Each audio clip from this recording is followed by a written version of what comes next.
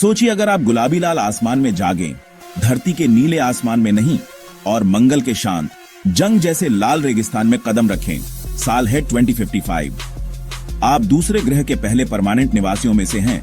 आपकी हर सांस, पानी की हर बूंद, हर खाना, सब आपके हैबिटेट के अंदर बनाया, रिसाइकल किया या उगाया गया है। मंगल अब दूर का सपना नहीं है, यह एक ऐसा लक्ष्य है जिसे आज के साइंटिस्ट्स और विजनरीज की कड़ी मेहनत की वजह से पाया जा सकता है। मंगल ही क्यों, एक्सप्लोरर्स के तौर पर यह हमारी जर्नी का अगला कदम है, हमारी सहन शक्ति और इंजेन्युइटी की परीक्षा है। यहाँ रहने का मतलब है गहरी आइसोलेशन का सामना करना, लेकिन साथ ही ऐसे अजूबे का अनुभव करना जो बहुत कम लोगों ने जाना है। पहले मार्शियंस वैलेस मेरिनरिस के कैनियन में चलेंगे, ओलंपस मॉन्स पर चढ़ेंगे और जीवन के संकेतों की तलाश करेंगे। यह सिर्फ एक झंडा लगाने के बारे में नहीं है, ये एक टिकाऊ, आत्मनिर्भर सभ्यता बनाने के बारे में है। हमें मंगल के रिसोर्सेज का बुद्धिमानी से इस्तेमाल करना होगा, उसके एलियन एनवायरनमेंट का सम्मान करना होगा। मंगल का सपना हमें नामुमकिन प्रॉब्लम्स को सॉल्व करने के लिए प्रेरित करता है, जिससे पूरी इंसानियत के लिए साइंस और टेक्नोलॉजी आगे बढ़ती है। सवाल अब यह नहीं है कि हम जाएंगे या नहीं, बल्कि कब और कैसे जाएंगे। क्या हम लाल सरहद के लिए तैयार हैं? चैलेंजेस बहुत बड़े हैं, लेकिन रिवॉर्ड्स उससे भी बड़े हैं। मंगल हमें एक मल्टी प्लेनेटरी स्पीशीज बनने पर मजबूर करेगा, जिससे हमारा फ्यूचर सेफ होगा। मंगल की कहानी हमारी कहानी होगी, एक नई दुनिया के पायनियर्स की। क्या आप इसका हिस्सा बनेंगे? मंगल पर रहने के लिए हमें पहले उसे समझना होगा, एक ऐसी दुनिया जो एक्सट्रीम है। मंगल पर पोलर आइस कैप्स, सीजन्स और एक दिन है जो धरती से सिर्फ 40 मिनट लंबा है, लेकिन यह बहुत ठंडा है, एवरेज -62 डिग्री सेल्सियस, जिसका एटमॉस्फेयर धरती की तुलना में 1% ही घना है, और यह लगभग पूरी तरह से कार्बन डाइऑक्साइड से बना है। बिना सूट के बाहर कदम नहीं रख सकते, एक्सपोजर तुरंत जानलेवा होता है। मंगल में मैग्नेटिक फील्ड नहीं है, इसलिए रेडिएशन लगातार सतह पर हमला करता है। ग्रेविटी धरती की सिर्फ 38% है, जिससे लंबे समय तक रहने वाले लोगों के लिए गंभीर हेल्थ कंसर्न्स पैदा होते हैं। बड़े डस्ट स्टॉर्म हफ्तों तक सूरज की रोशनी को ब्लॉक कर सकते हैं, जिससे पावर और फसलों को खतरा होता है। फिर भी सतह के नीचे जमा हुआ पानी है, जो पीने, फ्यूल और खाना उगाने के लिए जरूरी है। मंगल हमें हर मोड पर टेस्ट करेगा, लेकिन इसमें वे रिसोर्सेज हैं जिनकी हमें जीवित रहने के लिए जरूरत है। इंसानों से पहले हमारे रोबोटिक एक्सप्लोरर्स ने रास्ता बनाया। स्पिरिट, अपॉर्चुनिटी और क्यूरियोसिटी जैसे रोवर्स ने मंगल के पानी से भरे अतीत और जीवन की संभावना को दिखाया। परसेवरेंस, सबसे नया रोवर, प्राचीन जीवन के संकेतों की तलाश कर रहा है और धरती पर वापस लाने के लिए सैंपल्स इकट्ठा कर रहा है।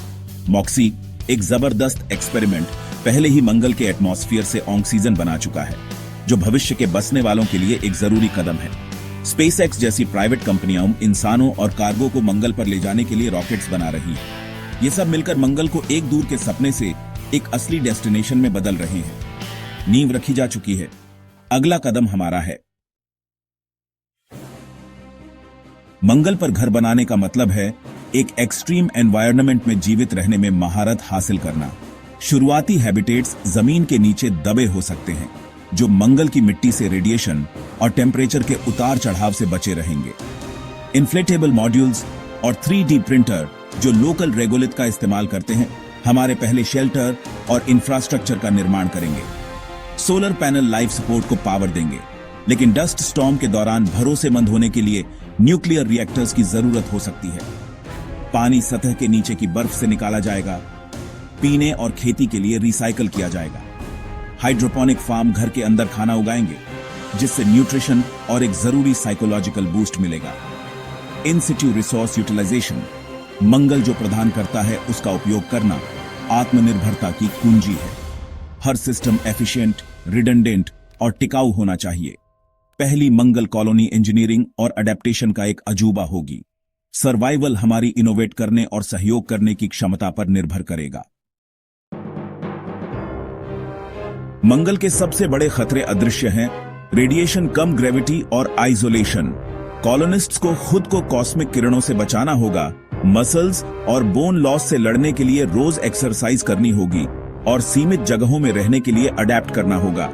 धरती के साथ कम्युनिकेशन में 22 मिनट तक की देरी होगी, जिससे आइसोलेशन की भावना और गहरी होगी। साइकोलॉजिकल सपोर्ट, वर्चुअल रियलिटी और एआई कंपेनियंस मेंटल हेल्थ को बनाए रखने में मदद करेंगे। हर सिस्टम पानी, हवा, पावर फेल सेफ होना चाहिए। एक भी खराबी जानलेवा हो सकती है। मंगल के पायनियर्स को इंजीनियर, डॉक्टर और प्रॉब्लम सॉल्वर्स होना चाहिए। रिडंडेंसी और सेल्फ रिलायंस जरूरी है। असली परीक्षा हमारी सहन शक्ति और टीम वर्क होगी। हम मंगल पर कब कदम रखेंगे? अगले दशक में रोबोटिक मिशन और कार्गो लैंडिंग होंगी। इंसान एक्सप्लोरर्स 2030 के आखिर या 2040 की शुरुआत तक पहुंच सकते हैं, हफ्तों तक रुककर यह साबित करने के लिए कि हम जीवित रह सकते हैं। 2050 के दशक तक एक छोटा परमानेंट आउटपोस्ट उभर सकता है, हमारा पहला असली फुटहोल्ड। क्रू रोटेट होंगे, हैबिटेट्स का विस्तार करेंगे और मंगल के रिसोर्सेज का उपयोग करना शुरू करेंगे। समय के साथ यह आउटपोस्ट एक आत्मनिर्भर कॉलोनी में बदल सकता है। सैकड़ों फिर हजारों एक दिन मंगल को घर कह सकते हैं। गुलाबी आसमान के नीचे पैदा हुए बच्चे सिर्फ लाल रेगिस्तान को ही अपनी दुनिया जानेंगे। कदम दर कदम इंसानियत सितारों के बीच अपना भविष्य बनाएगी। क्या मंगल पर कभी जीवन था? हमारे रोवर्स को प्राचीन नदियों, झीलों और अनऑर्गेनिक मॉलिक्यूल्स के सबूत मिले हैं। सुराग की मंगल पर कभी सही परिस्थितियां थीं। परसेवरेंस जेजेरो क्रेटर में अतीत के जीवन के जीवाश्म संकेतों की तलाश कर रहा है, सैंपल्स इकट्ठा कर रहा है जो इस सवाल का जवाब दे सकते हैं, क्या हम अकेले हैं? अगर मंगल पर कभी जीवन पैदा हुआ तो वह जमीन के नीचे भूगर्भीय गर्मी से गर्म पानी की पॉकेट्स में जीवित रह सकता है। मंगल के जीवन की खोज बायोलॉजी और ब्रह्मांड में हमारी जगह की हमारी समझ को बदल देगी। मंगल की खोज सिर्फ सर्वाइवल से बढ़कर है, यह एक्सप्लोरेशन, इनोवेशन और एकता के बारे में है। मंगल के लिए विकसित की गई टेक्नोलॉजीज धरती पर जीवन को फायदा पहुंचाएंगी। मंगल हमें बड़े सपने देखने, मिलकर काम करने और अपनी लिमिट से आगे बढ़ने की चुनौती देता है। जर्नी मुश्किल होगी, लेकिन यह हमारा सबसे बड़ा एडवेंचर होगा। जब समय आएगा, क्या आप जाएंगे?